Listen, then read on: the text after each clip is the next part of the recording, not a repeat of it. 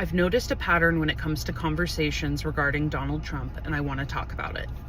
So usually when trying to discuss something that Trump has done, his diehard supporters will respond in one of three ways. The first one is whataboutisms. That one is really common.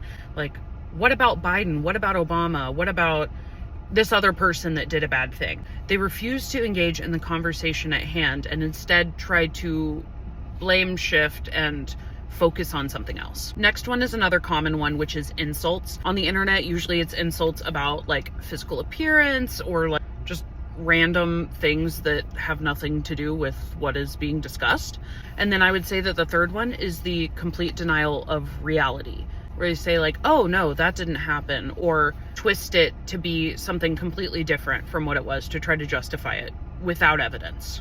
So in noticing these patterns, I've found myself curious about why this is happening. I believe that these responses are largely a result of cognitive dissonance.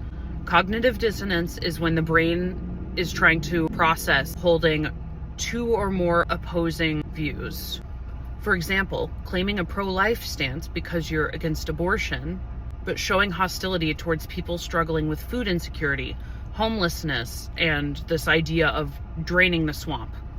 These things are not in alignment with a pro-life worldview, and damaging, especially because these opinions seem to be coming largely from people who claim Christianity as their religion. Which brings me to my next point. I think that these issues are largely rooted in Christian nationalism. Christian nationalism is the blurring of Christian identity with cultural conservatism. From what I see, it results in the conservative political candidate almost being without question because the belief is that they were placed there by God. But then that same idea is not applied when there are more progressive people in office. The last thing I've been exploring is learning about the amygdala and what happens when the amygdala is triggered. The amygdala is located within the temporal lobe of the brain, and it's basically in charge of processing fear, emotions, fight or flight, that kind of thing. When the amygdala is triggered or hijacked, the brain's emotional center overrides the rational prefrontal cortex.